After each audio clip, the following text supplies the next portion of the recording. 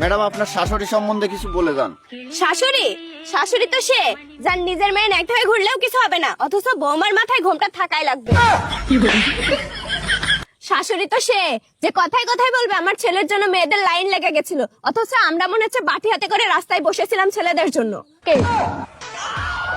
শাশুড়ি তো সে যে কথায় কথায় বলবে আমার ছেলেকে আমি কত কষ্ট করে মানুষ করেছি, অথচ আমার মায়েরা মনে হচ্ছে আমাদেরকে অনলাইন থেকে অর্ডার করেছে। শাশুড়ি?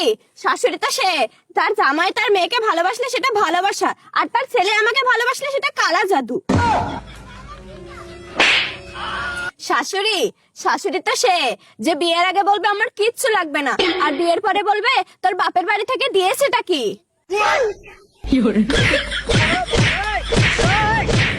এত কিছুর পরে ওই হ্যাবলাটা আমাকে বলে শাশুড়ি মাকে মা মনে করতে। এই হ্যাবলাটাকে আমি কি করে বোঝাই? দারচিনিতে যেমন চিনি থাকে না, কোলগেটে যেমন গেট থাকে না, আমলেটে যেমন আম থাকে না, শাশুড়ি মাতেও তেমন মা থাকে না।